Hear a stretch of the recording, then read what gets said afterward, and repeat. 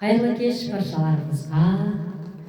Міне періштем пендемін атты кітабын алдым. Қарлыға Бақтиярқызы шығарған екен кітапты. Ішіндегі сөздері әрине Құрманай Бақтиярқызының әр сөздері құнды. Қараңыздаршы, ішінде бәрін маған берді Алла жарылқап дегені ұнады.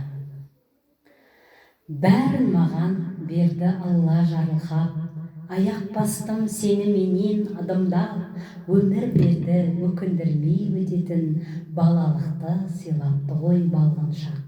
Ауа берді тыныс алып жұтатын, ана берді әр кез үлгі тұтатын, әке берді көш бастаған кемеңгер, сүйіп берген сынақтарға шыдадым. Бауыр берді Алла маған саналы, бәрі бір Алланың қалауы.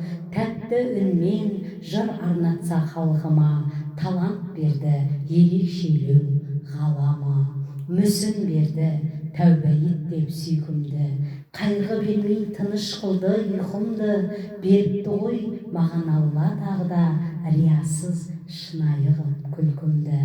Бой берді, ой берді қосып көлемдеу, теңіздей қып сана берді тереңдеу.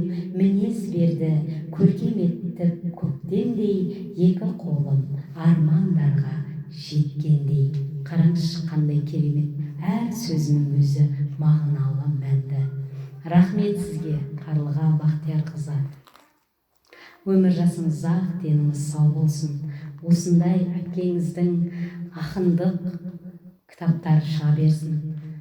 Мың жасаңыздар, аман болыңыздар.